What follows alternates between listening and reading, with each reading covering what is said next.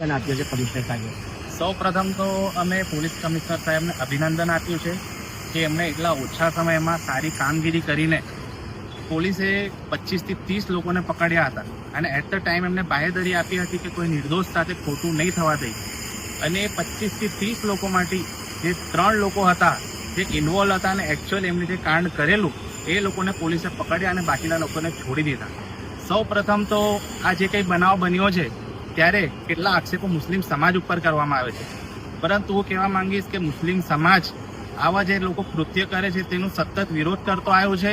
અને જ્યારે બનાવ બન્યો ત્યારે પણ મુસ્લિમ સમાજના તમામ આગેવાનો સિટી પોલીસ સ્ટેશને પહોંચી ગયા હતા અને પોલીસને પણ બાહેધરી આપી હતી કે જેમાં આ કોઈ પણ ઇન્વોલ્વ હોય તેને કડકમાં કડક સજા કરો, કારણ કે આવા 2-5% લોકોના લીધે આખા મુસ્લિમ સમાજને બદનામ થવું પડે એ ખૂબ જ ખોટી વાત કહેવાય.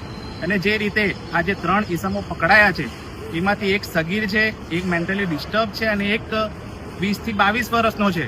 તો આ 3 લોકો જે લોકોને કંઈ દુનિયાદારીની સમજ નથી એ લોકો કઈ રીતે આ બનાવમાં ઇન્વોલ્વ થયા અને લોકોના કહેવા મુજબ એ લોકો નશો કરે છે અને રેગ્યુલર રીતે આવા કાંડ કરતા આવે છે. એટલે એ લોકોને કોઈએ શીખવાડેલું કે આવું તમે કાંડ કરો કે આવનારી ડિસેમ્બરમાં કોર્પોરેશનનું ઇલેક્શન આવે છે અને એ માહોલ કેવી રીતે ખરાબ થાય અને કઈ પાર્ટીને આ કરવાથી શું ફાયદો થવાનો છે એના લીધે આ બનાવ બન્યો છે. એવી કમિશનર સાહેબને અમે રજૂઆત કરી છે કે તમે આમાં ડીપલી તપાસ કરાવો, એ ખૂબ જ જરૂરી છે, કારણ કે આવા લોકોના લીધે આખા મુસ્લિમ સમાજને બદનામ થવું પડે છે એ ખૂબ જ ખોટી વાત કહેવાય. આપનો પરિચય? એડવોકેટ જુનેદ સૈયદ.